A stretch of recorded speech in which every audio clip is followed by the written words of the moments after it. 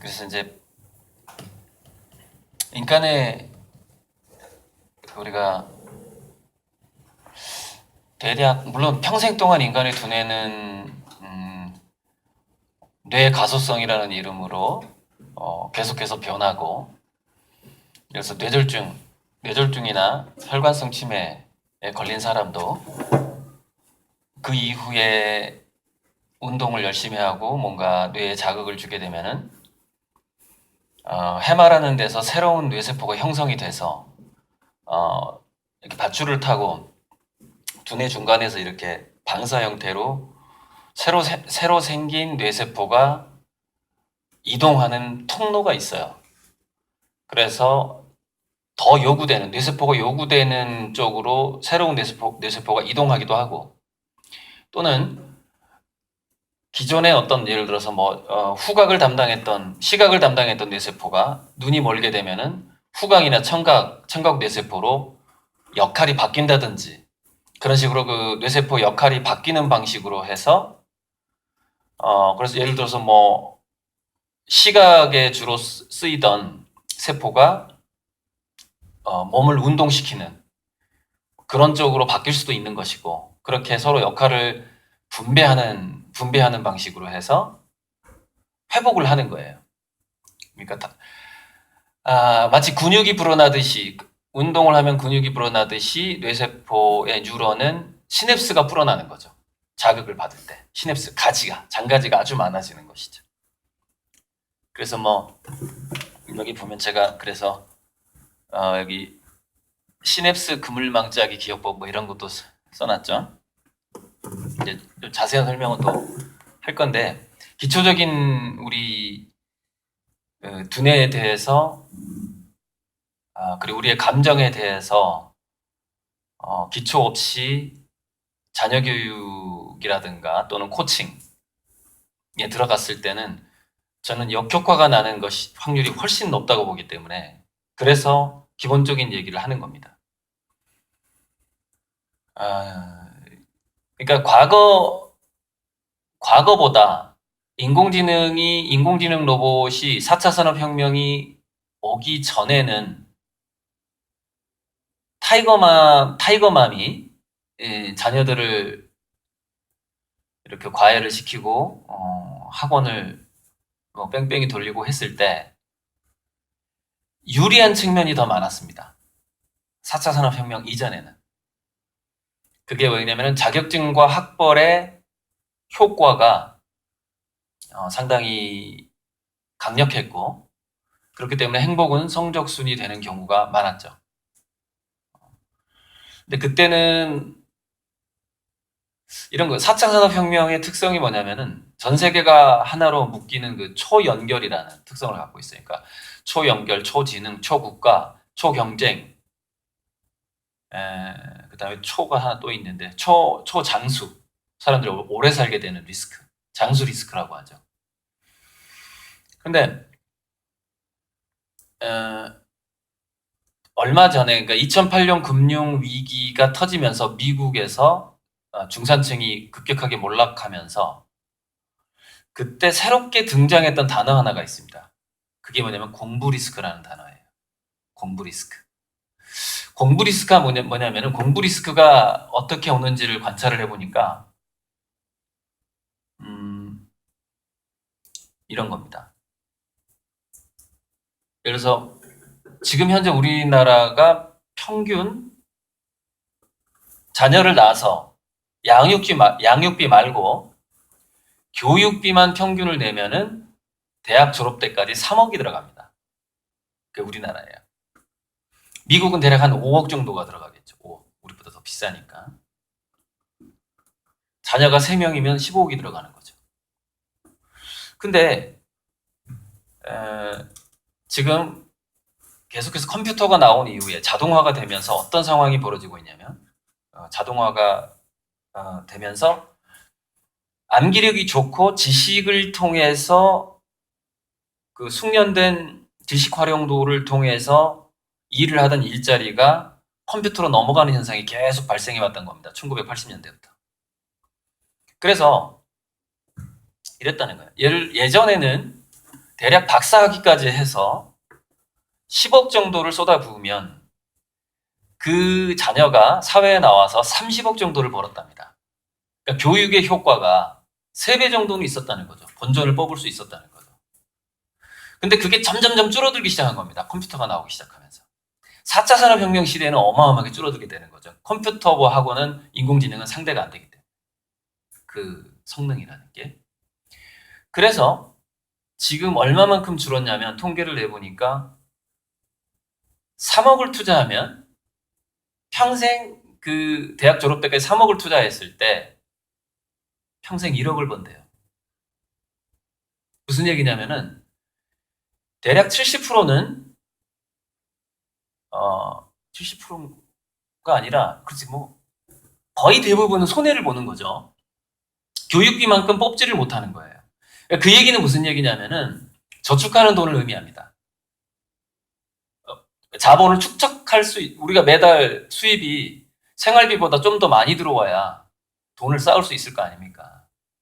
예를 들어서 교육을 하느라고 3억을 안 쓸 수도 있었잖아요. 애한테 신경 안 써버리면. 그러면 내가 얘한테 3억을 썼는데 얘가 졸업하고 자기 생활하고 뭐 해서 예를 들어서 1억 정도의 그 잉여 자금이 생겨야 뭐 부모한테 용돈이라도 주고 해외여행이라도 보낼 거 아닙니까? 근데 이제 이렇게 되는 거죠. 자식 하나를 낳아서 얘가 완벽한 효자라고 칩시다. 완벽한 효자여서 잉여 자금이 생기는 대로 며느리한테도 안 갖다 주고 엄마한테만 돈을 갖다 준다고 칩시다. 남는 돈, 묻은 돈을. 자기 생활비하고 남는 돈을. 그래서 내가 3억을 투자했는데 얘가 모든 남는 돈을 나한테 갖다 주는데 그게 1억밖에 안 된다는 얘기예요. 이해하시겠죠? 그게 지금 평균입니다. 돈을 벌 수 있는 기회 자체가 상실되고 있는 거죠. 사회에 나가서. 그게 공부 리스크예요. 그래서 이 공부 리스크를 실질적으로 이제 저는 안티프레질이라는 책에서 공부 리스크라는 단어를 접했는데 그게 이제 2008년 금융위기를 예측했던 경제학자가 쓴 책이에요. 라구람 라잔, 안티프레질. 미국에서 중산층 몰락의 이유가 담보대출을 갚지 못하는 측면도 있었지만 그 이유 중에 또 상당한 부분이 자식한테 들어간 교육비였어요. 들어가기만 하고 절대 나오진 않더라는 거예요. 본전을 절대 뽑지 못하더라는 거죠. 왜? 평균이 3분의 1이니까 현재. 이게 뭐냐면 예전에는 그게 3배였단 말이에요. 3배. 교육비에 들어간 돈의 3배를 뽑았다고요. 그게 평균이었어요. 근데 이렇게 3분의 1로 줄어든 거예요, 지금. 근데 계속 줄어들고 있어요. 계속 줄어들고 있고 제 생각엔 지금 한 5분의 1 정도 될 것 같아요. 3분의 1이라는 통계가 나온 그것도 10년 전이니까. 지금은 5분의 1인 거죠. 그게 공부 리스크입니다. 공부 리스크. 그래서 우리가 이제 자기주도 학습이라는 것이 왜 중요하냐면 부모로부터 나가는 돈을 최소화시키고 얘가 스스로 공부할 수 있는 길을 찾아가지고 장학금 받아가면서 자기 애가 알바를 해가면서 그렇게 해서 하면은 예를 들어서 3억 들어갈 거 3천만 원만 들어가고 끝나잖아요. 그럼 어떻게 되냐? 3천만 원이 들어가서 1억을 버는 거예요. 통계적으로. 그러면 역시 3배를 볼 수가 있는 거죠. 3배를. 그러나 자기주도적인 공부가 아니었을 경우에는 일단 필패한다고 보시면 됩니다. 절대 부모가 쓴 만큼 본전을 뽑지 못한다. 이미 평균이 5분의 1 또는 10분의 1로 줄어들 것이 뻔하기 때문에 돈을 벌 수 있는 기회가 없다는 것이죠. 그런데 참 재밌게도 이런 겁니다. 우리 사교육 업체라는 게 그만큼 돈을 벌 기회가 없기 때문에 더 사교육에 보내는 상황이 발생을 하는 겁니다. 왜? 문이 더 좁아졌기 때문에 어떻게든 그 스카이 대학을 보내야 되고 굉장히 예를 들어서 취업률이 좋은 데를 보내야 되고 그럴듯한 직장이 더 줄어들었기 때문에 더 거기에 보내야 된다라는 필요성이 더 강해져 버린 겁니다. 왜? 거기 안 보내면 무조건 손해보니까. 절대 이 투자된 돈이 회수가 안 되니까. 그래서 지금 마지막에 지금 상황이 어떤 상황이냐면 제 생각에 이렇게 보이는 거예요. 사교육 업체들은 지금 학부모들한테 돈을 긁어 모으지 않으면 더 이상 기회는 없다라는 걸 알고 있는 것 같습니다. 한 5년 후부터는 사교육이 거의 망해가기 시작할 것 같아요. 아직까지는 뭐냐면은 과거 프레임, 과거의 패러다임, 아이들을 가르치는 패러다임이 남아있는 거죠.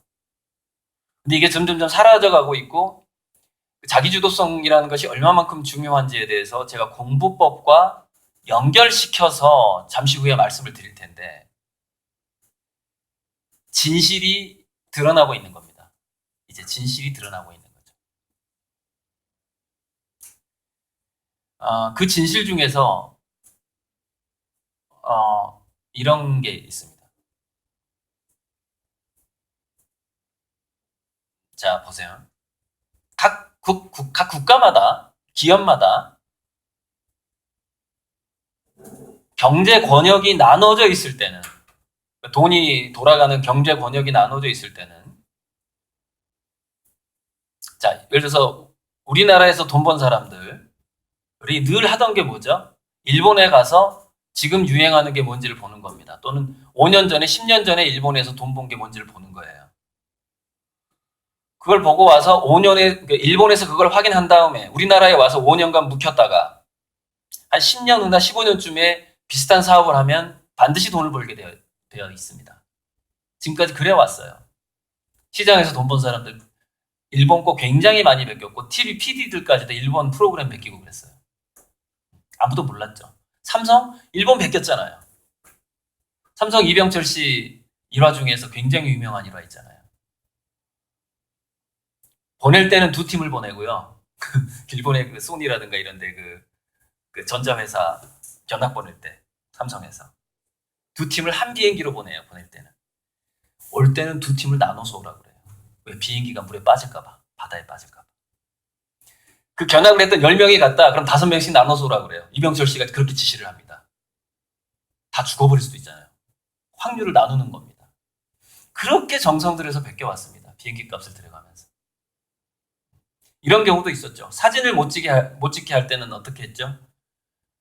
한 번만 보면은 그것을 기억해서 그림을 그릴 수 있는 사람을 보냅니다. 그래서 공장을 그러니까 뭐냐면은 예전에 그 안 보여줬거든요. 그러니까 사진을 못 찍게 했고 뭐 도안을 이렇게 주지는 않았거든요. 그러면은 포토기억법이라고 지금 공부법 중에서 포토기억법도 있습니다.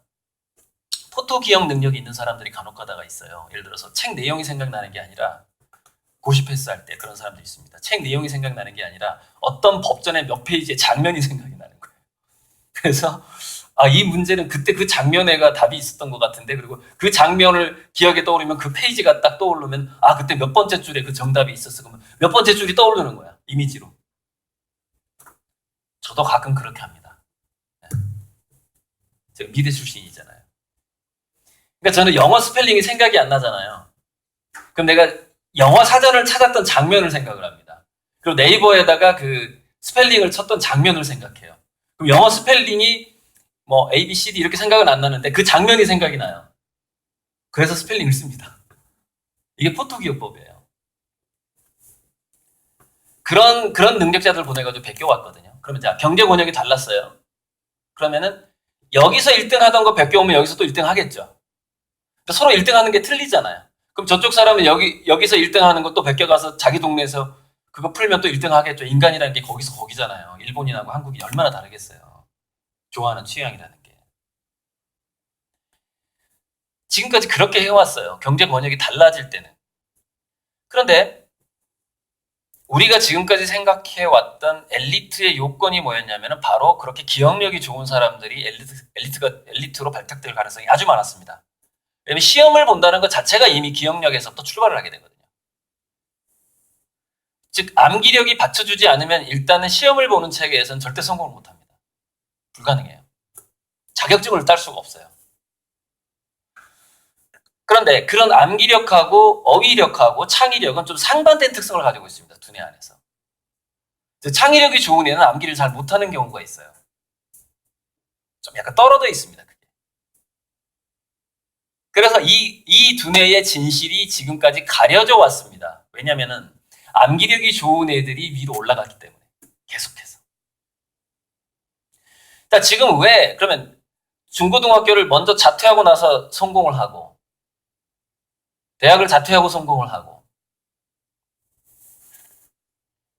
학벌이나 학력과 상관없이 벤처기업으로 성공을 하고 이런 경우가 왜 많아질까요? 왜?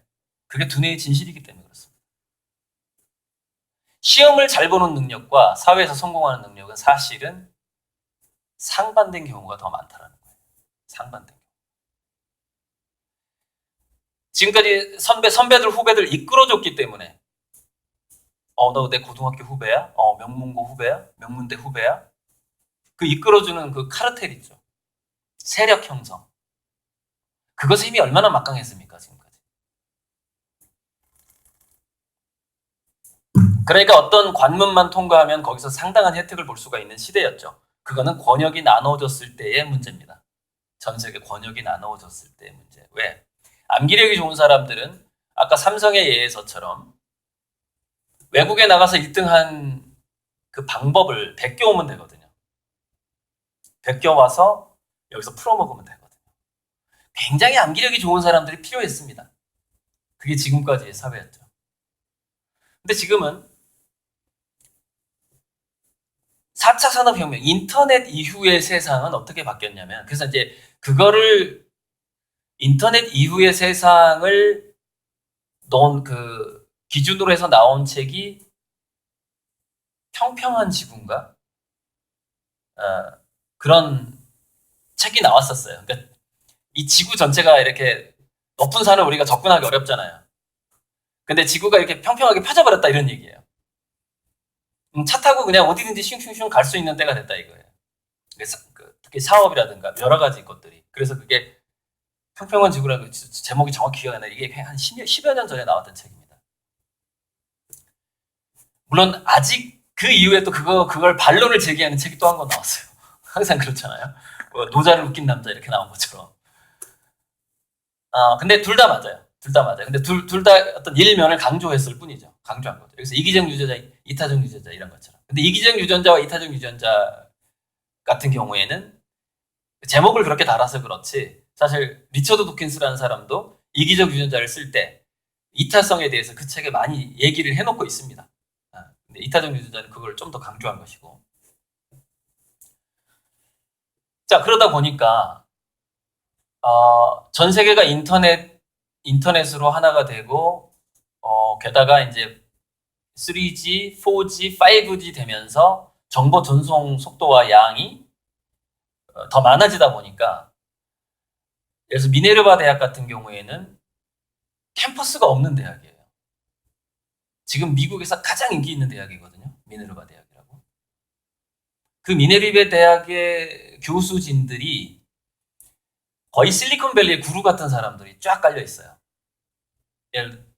맞는지 모르겠는데 아무튼 그 교수진들이 대단한 발명가들, 창업가들이 교수진들이에요. 그 전문 교수가 아닙니다. 굉장한 부자고 이미 굉장한 성공을 거둔 사람들이 미네르바 대학의 교수예요. 다 온라인으로 수업을 합니다. 온라인으로.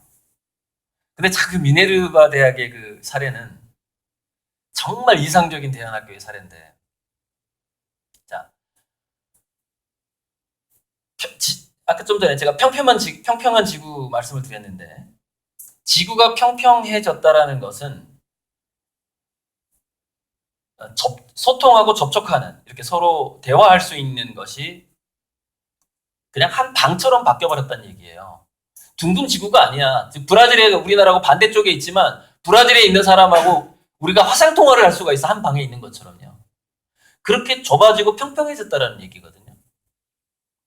그런데 평평하지 않은 지구, 책 제목은 생각이 안 나는데 그 반론을 제기한 책에서 주장하는 건 뭐냐면은 그게 아니라는 거야. 인간은 문화가 다르고 민족이 다르고 민족성이 다르고 또 곳곳에서 경제가 돌아가는 그런 방식이 다르고, 예를 들어서 뭐 부탄은 가난하지만 행복하고 우리는 부자지만 불행하고 이런 뜻이 그렇죠? 그런 면이 있어서 상당히 특이성이 있다. 지구가 완전히 평평한 게 아니다라고 주장하는 사람이 있는데, 야, 미네르바 대학은 어떻게 하냐면은 전 세계의 곳곳에 기숙사를 짓는 거예요. 기숙사를. 그러니까 예를 들어서 미네르바 파리 대학은 파리에가 기숙사가 있는 거예요. 뭐 미네르바 홍콩에가 기숙사가 있는 거예요. 그래서 전 세계인들을, 예를 들어서 미국 애들을 홍콩으로 보내기도 하고 파리로 보내기도 하고 서로 자기가 원하는 국가에서 그 대학을 다닐 수가 있는 겁니다. 모든 수업은 다 온라인이에요. 그러니까 대부분의 교수들은 다 미국에가 있겠죠. 학생들은 전 세계 곳곳에 흩어져 있습니다. 지금 가장 인기 있는 대학입니다. 미국에서. 왜 흩어났을까요? 왜 홍콩의 학생들을, 걔네들은 뭐죠? 매일 밤 홍콩 밤거리에서 홍콩 사람들을 만납니다. 수업은 거대의 수업을 들어요. 모니터로. 기숙사 자기 방에서. 수업 다 끝나면 나가서 홍콩 사람들이랑 대화하고 술 마셔요. 그게 바로 글로벌라이제이션하고 로컬라이제이션의 결합, 글로컬라이제이션 전략이에요. 즉, 아직 묶이지 않은 영역에서의 강점, 홍콩 사람들만의 문화, 그죠? 그리고 전 세계 보편적인 지식, 그것은 온라인으로 해결하고, 홍콩 사람들의 생활 문화, 홍콩 사람들의 가족 이야기, 홍콩 여자친구 한 명 사귀어봐요. 예를 들어서 거기서 걔네 집 놀러 가고 주말에 걔네 할머니도 만나고, 굉장히 많은 그 내밀한 문화까지 공부를 하면서 대학을 졸업합니다. 굉장히 강하죠. 글로컬라이제이션에 엄청난 인재가 되는 것이죠. 이게 세계 대학의 첨단입니다. 지금 이렇게 가야 되는데, 얘네들을 우리가 서울대 나와서 미국 유학 갔다 온 애가 절대 따라잡을 수가 없어요. 그 왜 그럴까요? 문화를 습득하는 두뇌의 연령에 한계가 있기 때문에 그렇습니다. 무슨 얘기냐면은 16살에 대학을 들어가서 좀 일찍 갔다고 칩시다. 고등학교 패스하고, 미네르바 대학이라는 정식 그런 대학하고 좀 다르기 때문에 먼저 받아줄 수도 있거든요. 16살에 들어가서 20살까지 대학을 다닌다고 쳤을 때 그 10대 후반의 애가 홍콩 여자친구를 사귀는 거 하고 20대 중반이 넘은 애가 미국에 유학 가서 미국 여자친구를 사귀는 거하고 같습니까?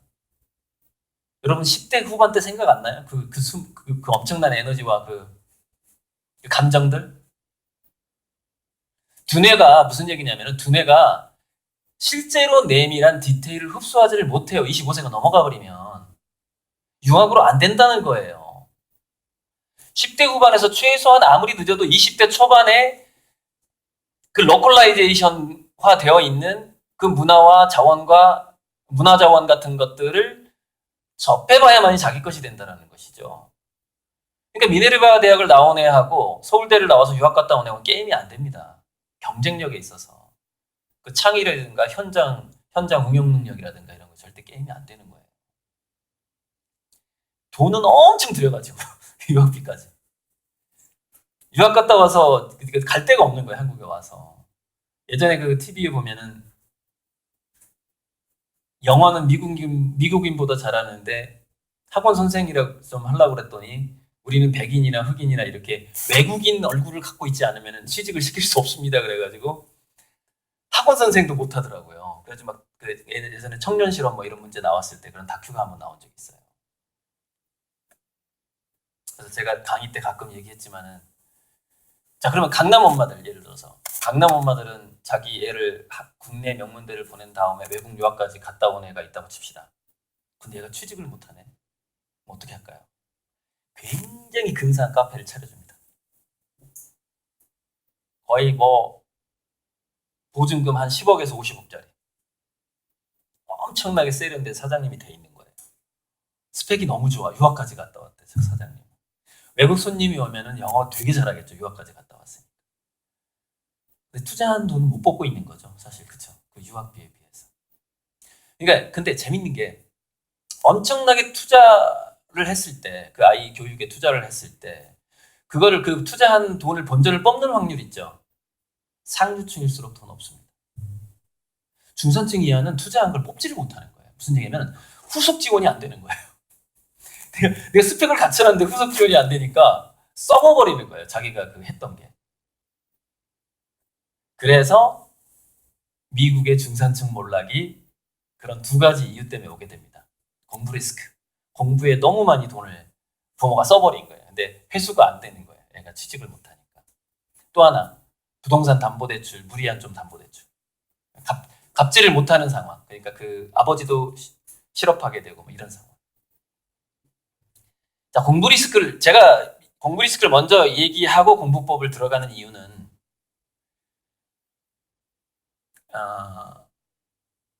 이런 겁니다. 타이거맘에 의한 타율적 공부는 시한폭탄과 같다라는 걸 꼭 말씀드리고 싶어서 그렇습니다. 시한폭탄이다. 그거는 예를 들어서 어려서부터 초등학교 때부터 시작해 보면은 얘가 국제중을 떨어지고 나서 바보가 될지, 특목고를 떨어지고 나서 바보가 될지, 명문대를 떨어지고 나서 바보가 될지, 명문대를 나왔는데 대기업을 떨어지고 나서 바보가 될지, 대기업을 나왔는데 그동안 번 돈을 말아먹고 바보가 될지, 언젠가는 시한폭탄처럼 터집니다. 그게 과거에 우리가 아이들을 교육해왔던 방식으로 두뇌가 세팅이 되면 그렇게 돼버려요. 미래 사회는 전혀 그런, 일단 그 흔히 말하는 창의력이라는 것이 없이는 버티기가 힘들기 때문에 그렇습니다. 그거 없이는 본전도 못 뽑고. 그래서 이제 자, 이거를 한번, 이게 어려우니까 이제 이거 전에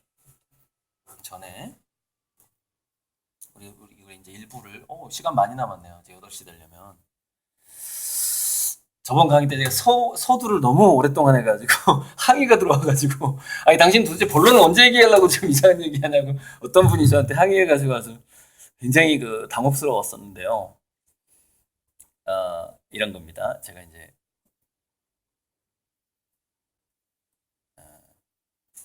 이제 이거를 1년 동안 한 20여 차례 강의를 하려고 만든 PPT예요.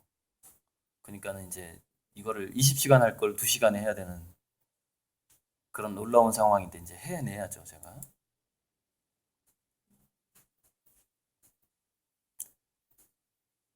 이걸 한번 보자고요. 두뇌라는 거는 이렇게 됩니다. 아까 그 얘기 하려다가 그냥 넘어갔구나. 뇌과학에서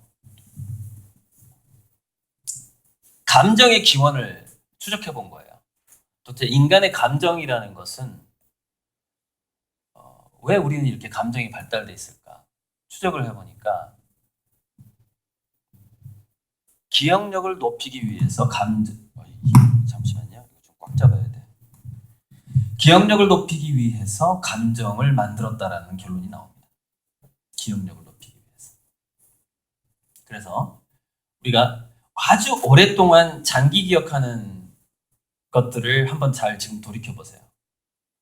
굉장히 위기를 느꼈던 순간, 그리고 첫눈에 반했던 어떤 첫사랑을 만났던 그런 순간들, 그 다음에 의외의 상황들, 자기 예측과 완전히 맞아떨어지지 않았던 의외의 상황들, 내가 뭐 폭삭 망했을 때라든지, 아니면 로또 복권에 당첨이 됐던 순간이라든지, 그죠? 그 순간들이 명확하게 기억나는 이유가 뭐죠? 어떤 감정과 결부되어 있다는 것이죠. 그게. 감정이 없이 인간은 기억을 잘 못하더라는 거예요. 감정이 없이는. 암기력이 아주 좋은 애들의 특성이 뭐냐면은, 이제 뭐 어찌되었건 어떤 한 가지 감정을 물고 늘어진다는 특성이 있습니다. 암기력이 좋은 애들, 고시 패스하는 애들의 특성. 자, 한 종류는 이런 종류예요. 예를 들어서 이적 엄마가 키운 그 삼형제 케이스라고 보면 돼요. 상당히 자유롭게 키웠거든요. 집안 청소도 포기하고, 아이들이 놀던 장난감 전혀 안 치우고 마음껏 지저분하게 어질게 만들면서 이렇게 키웠단 말이죠. 타이거맘이 아니고 약간 방치형 엄마였죠. 그런 애들이 뭔가를 기억하는 감정은 뭐냐면요, 즐거움입니다. 재밌으니까 기억을 하는 거예요. 재밌는 것도 감정의 하나예요. 그게. 자, 반면에 미스터 소크라테스라는 영화를 보면은 깡패 집단이 경찰에 스파이를 하나 집어넣기 위해서 그 중에서 가장 그래도 공부 잘했던 애인데 걔도 하위권이야. 김래원이라는 영화 배우가 주인공이었어요. 야, 얘를 경찰 시험을 합격시켜가지고 스파이로 집어넣자, 경찰에. 이렇게 맘먹고 그 깡패 두목이 엄청난 그 뭐 고문 기술자 같은 사람을 투입시켜가지고 얘를 강제로 공부를 시키는데 공부를 안 하면 죽여버리겠다고 협박하고요. 실제로 철길 위에다 눕혀가지고 이 먹을려 그 철길 위에다 이렇게 눕혀놔요. 기차가 오는데. 너 공부할래 죽을래 이거야. 할래 죽을래. 엄청난 공포감. 걔가 결국 합격합니다. 경찰 시험에. 공부 못한 애가. 왜? 무서우니까. 공부 안 하면 죽을 것 같으니까. 자, 걔는 공포심으로 암기를 하는 거예요. 자, 즐거움으로 암기를 하는 애가 있어요. 공포심으로 암기하는 애가 있어요. 또 하나, 분노로 암기하는 애가 있습니다. 분노. 뭐냐? 더킹이라는 영화를 보면은 더킹이라는 영화에서 그 주인공이 뭐를 보냐면은 자기 아버지가 좀 약간 불량한 어떤 약간 사기성이 있는 사람이었는데 어떤 사람한테 막 마당에서 맞고 있는 장면을 봐요. 그건 약간 분노는 좀 아니다. 걔도 좀 껄렁껄렁한 애였으니까. 그거는 뭐냐면은 권력에 대한 부러움이었어요, 사실은. 걔가 공부한 거는. 누군데 저렇게 마음대로 우리 아버지를 폐지했듯 보니까 검사님이야. 그때 나도 검사 돼볼까라는 생각을 하는 거죠. 그거는 뭐 즐거움이나 공포가 아니라 질투일 가능성이 있는 거죠. 질투죠. 나도 한번 부럽다. 질투. 자, 분노는 뭐냐면 이겁니다. 분노에 대해서 예전에 그 전설의 고양인가에서 아주 재밌는 것이 실화라고 하던데 두 친한 친구가 있었는데 너무 사랑하는 거예요. 이 친구를. 너무 사랑해서 출세를 시키고 싶은 거야. 친구가 친구를. 얘는 이제 이미 과거급제를 해가지고 이제 뭐 마을 사또가 됐어요. 근데 얘는 재주는 있는데 재주가 보니까는 약간 좀 운동을 잘하는 재주가 있는 거예요. 친구가. 근데 마누라 밥도 못 주고 막 자식 새끼 굶기고 이러는 거예요. 그래서 제가 저렇게 평생 살다가 죽겠구나 싶어서. 근데 그 부인 좀 이뻤던가 봐요. 이제 원래 좀 한량 같은 사람이 좀 미녀를 잘 꼬시잖아요. 그죠? 미인들이 거기 좀 잘 넘어가기도 하고. 뻥을 잘 치니까. 뻥을 잘 치니까. 여기 미인 계시나 보네. 고개를 끄덕끄덕. 뻥을 잘 치는 분한테 넘어가신 분 계신 것 같아요. 아무튼. 그래서 그 친구가 어떤 쇼를 하냐면 그 부인을 납치합니다. 그래서 마을 사또가 납치해갔다라는 소문을 내요. 그리고 부하들한테 이렇게 명령을 합니다. 내 친구가 그 사또 절대 못 들어오게 그놈만은 꼭 막아라. 무력으로 막아라. 어찌됐건. 그래가지고 얘가 이제 야, 이놈이 출세하더니 옛날부터 그래 우리 부인 이쁜 거 한 번씩 보더니 결국엔 납치해갔구나 이렇게 이제 생각을 하는 거예요. 그래가지고 산에 들어가서 무술을 연마합니다. 왜? 아니 통과하려고 그랬는데 그 관원들이 너무 싸움을 잘하는 거야. 자기가 자기 마누라를 보러 통과를 할 수가 없는 거예요. 그 사또 있는 집까지 갈 수가 없는 거예요. 담벼락을 뛰어넘을 만한 체력도 없고. 그래서 이 사람이 그 무술을 연마하는 목적이 뭐냐면은 자기 부인을 구하러 가겠다는 거죠. 뺏어와야 되겠다는 거죠. 자식까지 다 데려가 버립니다.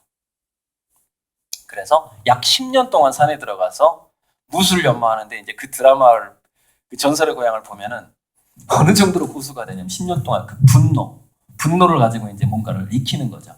근데 운동을 익히는 거하고 공부를 익히는 것은 거의 비슷합니다. 왜냐면은 운동을 익히는 두뇌하고 공부에서 뭔가 암기하고 각 콘텐츠 간의 구조를 짜는 그 능력은 굉장히 비례를 합니다. 그게 같은 부분을 쓰기 때문에 그렇습니다. 그래서 제가 운동으로 예를 들어도 사실은 무리한 게 아닙니다.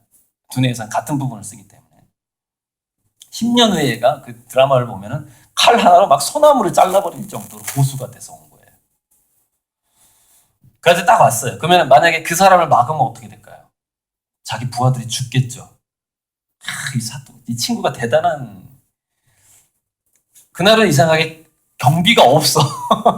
경비가 없어가지고 산을 딱 뛰어넘어서 이렇게 담을 뛰어넘었는지 문을 열었는지 딱 그 자기 친구가 사는 집 앞에까지 가서 칼을 딱 들고 너 나와 죽여버리겠다 딱 이럽니다. 그랬더니 굉장히 고운 한복을 입은 그 아직도 아름다운 자기 부인이 나와서 큰절을 하는 거예요. 근데 아직 친구는 아직 안 나오고 있죠. 그래서 진실을 얘기하는 거예요. 그 사또가 당신을 어떻게든 출세를 시키고 싶고 제대로 사는 모습을 보기 위해서 나랑 짜고 그랬다. 그 사또가 계획을 말했고 나는 그 계획에 동의를 했다. 그래서 내가 그 관원으로 들어왔고 그동안에 당신 친구 사또는 아들 교육을 엄청나게 잘 시켰고 그래서 굉장히 이제 건장하고 이렇게 똑똑한 애가 돼 있는 거예요. 원래 교자지교, 환부지교라고 그래가지고 아버지가 바뀐 상태에서 우리가 애들을 이렇게 친구 집에 보내잖아요. 자기 자식을. 예전에는 보통 7살에 많이 보냈다고 하더라고요. 전통적으로 사대부 집안에서. 그렇기 때문에 얘가 자기 엄마 아빠로부터 떨어지기 때문에 굉장히 긴장한 상태에서 그 낯선 상태에서 드디어 나오네. 아세틸콜린이 강화가 됩니다. 두뇌에서. 그래서 집에서 책을 읽는 거하고 도서관에서 책을 읽는 거하고 남의 집에 얹혀 살면서 책을 읽는 거는 전혀 달라요. 기억되는 퍼센트가 다릅니다. 왜? 두뇌에서 나오는 아세틸콜린의 정도가 다르기 때문에. 아세틸콜린이 기억을 만들어주는 물질이거든요. 얘가 너무 훌륭하게 자라있는 거죠. 다른 아버지 밑에서 공부를 했으니까. 그리고 뭐 그 사또가 그 아름다운 부인을 뭐 건드리기라도 했느냐? 전혀. 완전히 다른 공간에서 두 사람을 극진히 그 부인하고 아들을 잘 살게 하면서 이렇게 교육을 시켜왔던 거였어. 10년 동안. 얘가 칼을 딱 뒀습니다. 그 순간에 복수심이 싹 사라졌겠죠. 그때 딱 친구가 딱 등장한 다음에 뭐라고 하냐면은 이 길로 내일 당장 문과 시험에 문과 시험을 봐라. 그 사람이 합격하겠어요? 안 하겠어요? 생각을 해봐. 10년 동안 자기 부인을 찾겠다고 산에서 칼을 갈았는데 그렇게 무술 연마한 사람이 어디 있어요? 세상에. 당연히 합격하죠. 장군길로 갑니다. 그 친구가 그 술만 먹던 그 한량이. 분노, 질투, 즐거움, 공포. 또 하나 뭐가 있을까요? 사랑. 자, 사랑에 대해서 말씀드릴게요. 사랑을 가지고 자기 두뇌를 개발한 사람 누구냐? 이제 좀 알려진, 세상에 알려진 제가 자주 인용하는 스토리 중에 로렌조 오일이라는 영화가 있어요. 로렌조 오일. 한번 보세요. 하나밖에 없는 아들이 이상한 병에 걸린 거예요. 그래서 병원을 다녀봤는데 아직 치료약이 개발이 안 된 병인 거죠. 근데 의사들이 치료약이 개발이 안 됐다는 얘기는 뭐예요? 의사들이 원인을 모르는 거예요. 그 병의 원인을. 그래서 엄마 아빠가 그냥 뭐 있는 돈 없는 돈 다 끌어다가 더 좋은 병원 더 유능하다는 그 의사들한테 막 돌아다닙니다. 해결이 안 되는 거예요. 그래서 직접 그 질병의 원인에 대해서 화학식까지 공부해가면서 그러니까 그 아빠가 제가 봤을 때 그때 공대 교수쯤으로 나옵니다. 공부는 좀 할 줄 아는 사람인 거죠. 근데 이 사람은 의대 사람이 아니에요. 생화학을 공부하기 시작합니다. 생화학을. 분자생물학이죠, 일종의. 그래서 자기 아들이 왜 아픈지에 대해서 그 원인을 추적해 가면서 특수하게 특수하게 만들어진 기름, 오일을 먹으면 그게 완화되거나 예방된다는 사실을 알아내요. 그래서 그 로렌조 오일, 그 로렌조가 아마 그 사람 이름일 겁니다. 그 아픈 아들 이름이에요. 그래서 그게 로렌조 오일이라는 그 이름을 갖게 됩니다. 기름만 먹으면 되는, 그 병이 낫거나 안 걸리는 거예요. 정상적으로 성장을 하는 거죠. 음식 하나만 더 먹었을 뿐인데. 근데 문제는 의사들은 그걸 전혀 몰랐다는 사실입니다. 그 아버지가 밝혀냅니다. 엄마하고 아버지가 직접 공부해가지고. 정말 감동적인 영화죠. 그 영화 마지막에는 그 로렌조 오일 때문에 비슷한 병에서 구제된 애들이 한 20-30명이 나와서 인사를 합니다. 감사의 인사를. 그 아빠한테. 자기 자식의 병을 고치겠다는 그 공부에 대한 야망 어디서 왔죠? 사랑. 제가 지금까지 제시했던 이 감정들 중에서 어느 것 하나를 잡지 못하면 절대 우등생은 되지 못합니다. 즉 슈퍼 우등생은 절대 못해요. 그러니까 타고난 IQ가 좋아서 명문대를 갔다 할지라도 이 감정 중에 하나를 붙잡지 못한다면 걔는 뒤처집니다. 결국에는. 이 세상에 그 슈퍼 두뇌들은 보통 그 제가 7가지를 말했나요? 뭐 아무튼 6가지를 말했나요? 아무튼 그 감정들 중에서 2-3가지를 활용합니다. 2-3가지. 그러니까 이제 2-3가지를 활용하는 경우는 이런 거죠. 예를 들어서 뭐 무시를 당했다거나 했을 때 자기가 즐기는 일에 더 몰입을 하게 되면은 그 과거에 안 좋았던 그 추억이나 이런 것들이 잊혀질 수 있잖아요. 그죠? 그러니까 그거를 자기가 예를 들어서 그 누구한테 무시당하거나 아니면 예상치 이거 정말 소리가 왔다 갔다 해서 이거 예상치 못한 봉변을 당했을 때 그것을 복수는 하고 싶은데 직접적으로 그냥 그 집에다 불질러 버리고 싶은데 그러면 내가 감옥을 가야 되니까 그렇게 하지도 못하겠고 걔는 또 뒤에 배경에 막 이렇게 권력자들이 있는 거예요. 아니면 무슨 깡패 조직이 있어. 쟤한테 직접 복수하다가는 우리 가족이 몰살당하게 생긴 거죠. 예를 들어 폭삭 망하게 생긴 거예요. 그럼 그 분노심을 가지고 자기가 좋아하는 것에 몰두를 하면서 자기가 좋아하는 거 몰두하니까 즐겁네. 또 나름 그 할 동안에는 자 분노심에다가 즐거운데 약간 공포심까지 있어. 왜? 한 번 더 치고 들어올 것 같아 왠지.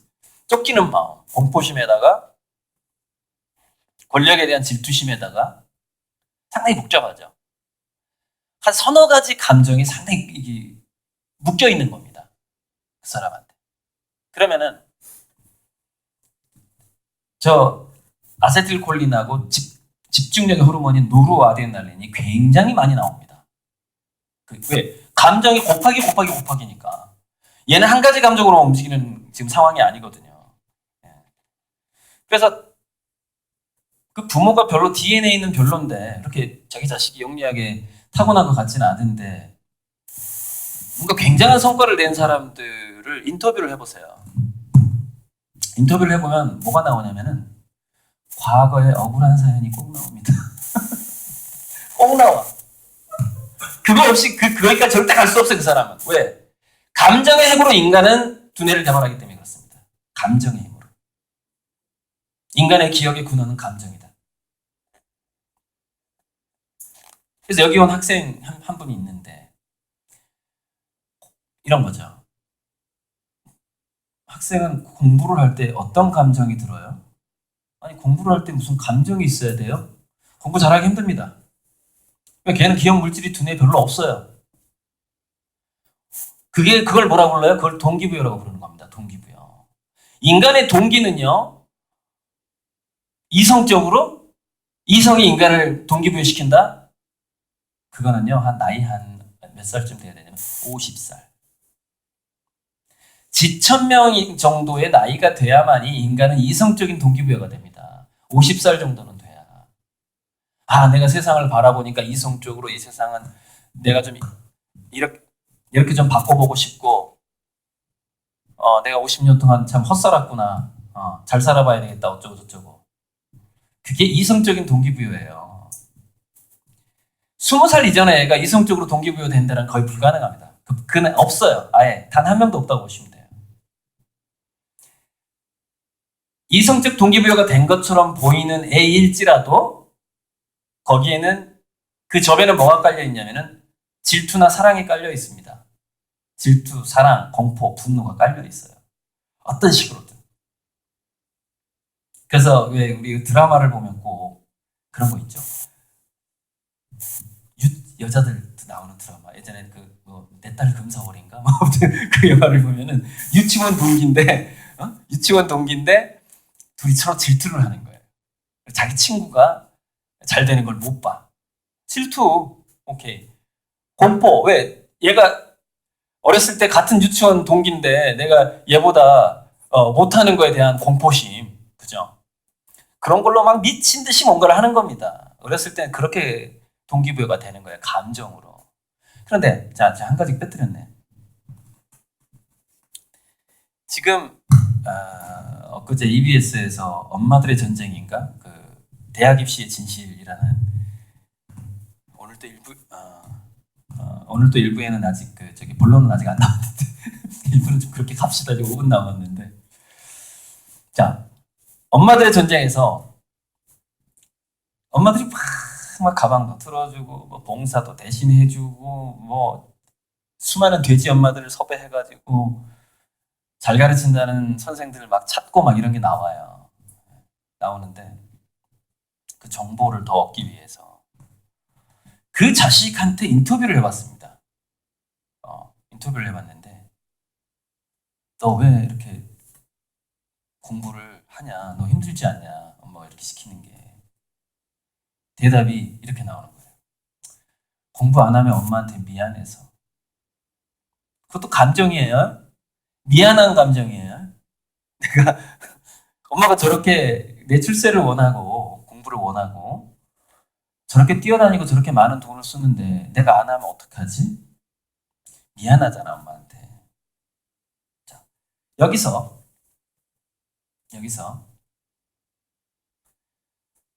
자, 느끼셨을 거예요. 뭘 느끼셨냐면은 그 감정의 순위를 한번 매겨봅시다. 어떤 게 에너지가 가장 큰지. 첫 번째, 인간은 감정의 순위, 1순위는 공포입니다. 두뇌에는 그렇게 세팅이 되어 있어요. 공포예요. 공포와 불안이 넘버 원입니다. 그래서 여러분, 고시패스한 사람들은 마음에 상처가 있는 사람들이 많습니다. 왜? 어렸을 때 공포를 경험한 사람이 있어요. 많아요.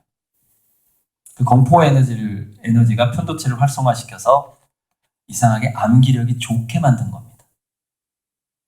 어떤 시기든 뭔가 불안과 공포를 체험한 거예요. 어렸을 때. 뱃속에서 체험했을 경우도 있습니다. 뱃속에서 태교가 불안하면은 편도체가 더 큰 상태로 태어납니다. 편도체가 큰 사람은 공포와 불안의 과민성을 가집니다.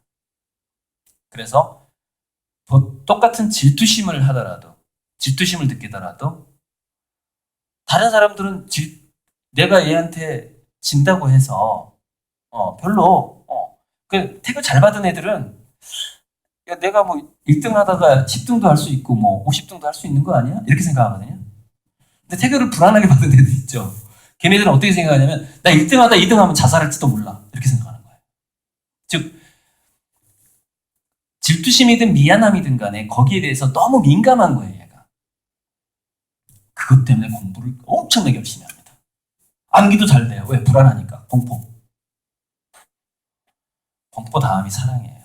공포 다음이. 그러니까 질투는 어쩌면은 질투라는 감정은 사랑과 공포가 이렇게 좀 약간 적절하게 배합되어 있는 어떤 그런 거고, 인간의 메인 주요 감정은 공포와 사랑이라는 겁니다. 그 두 가지 힘의 조합인 거예요, 나머지는. 자, 미안한 건 뭐죠? 사랑하고 공포의 그 칵테일이, 그래서 미안한 건 뭐냐면, 사랑 한 65%에, 좀 두려움 한 30%에 뭐 이렇게 섞여 있는 거예요. 그게 미안한 거예요. 자기가 사랑하지도 않는 대상인데 왜 미안하죠? 그 사람한테? 안 미안하죠, 당연히. 아시겠죠? 공포와 사랑이에요. 그런데 인간은 공포를 통해서 지능을 개발한 사람과 사랑을 통해서 지능을 개발한 사람의 생각 패턴이 다르더라는 겁니다, 문제는. 다르더라. 공포라는 감정을 주 원인으로 두뇌를 개발한 사람들은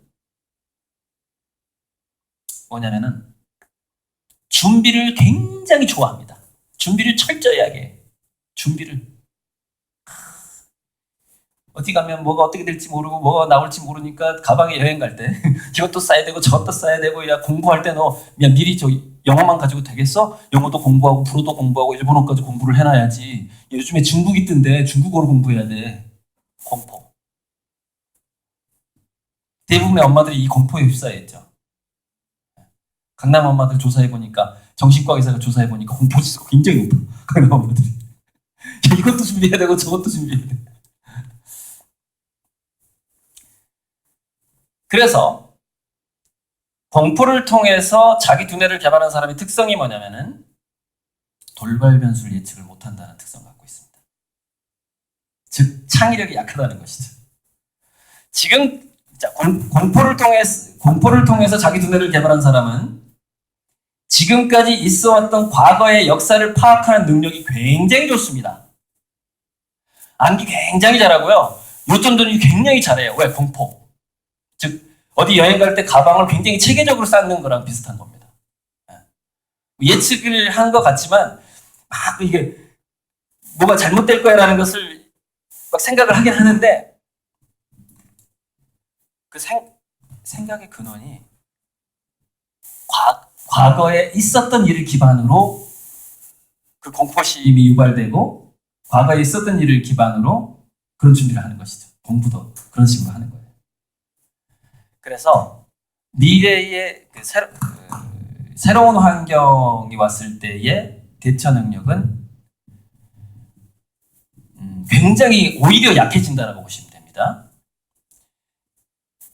자, 제가 1등, 2등, 3등을 좀 잘못 얘기했다. 자, 1등 공포. 2등이 뭐냐면 2등이 쾌락이에요. 쾌락. 3등이 사랑이라고 보시면 됩니다. 그러니까 공포, 쾌락, 사랑이에요. 그래서 그러면 쾌락을, 어떤 즐거움이죠. 제가 맨 처음에 말했던 그 이적 엄마 그 애들. 즐거움이란 감정을 기반으로 두뇌를 발달시킨 사람들은 뭐냐면요. 준비를 잘 안 합니다. 왜 그럴까요? 새로운 게 더 즐겁거든요. 미래가 더 즐겁거든요. 우리 한 번 봤던 영화 계속 보라 그래봐요. 재밌어요? 아니죠. 그래서 즐거움을 기반으로 공부를 해왔던 애들의 특성은 뭐냐면은 새로운 거, 돌발적인 것을 더 선호하는 특성을 가지고 있어요. 더 벤처스러운 거죠, 애가. 그러다 보니까 그게 더 창의적인 걸로 나옵니다. 그리고 또 뭐냐면은 전혀 예측하지 못했던 그런 세월호 사태라든 그 사건이라든 이런 게 나타났을 때 대처 능력이 굉장히 좋아요. 자, 휴식 시간이 왔는데, 그래서 2부에서 좀 더 자세히 들어가겠습니다. 그런데 이 세상이, 인공지능은 뭐예요? 과거에 있었던 일에 관한 한 인간이 범접할 수 없을 정도로 성능이 좋은 존재가 지구상에 나타나게 된 겁니다. 그래서 미안해서, 불안해서, 질투심 때문에, 즉 공포가 저변에 깔려있는 모든 방식의 지능개발 형식은 언젠가는 실패합니다. 그래서 제가 그걸 시한폭탄이라고 얘기한 거예요. 좀 전에. 그럼 앞으로의 우리가 공부의 방법과 자녀교육의 방법, 여기 학생도 있는데 학생 스스로 어떻게 공부를 해야 되는 거예요? 구체적인 부분들은 2부에 얘기하고 딱 1, 2분만 쉬겠습니다. 네, 화장실 갔다 오시고.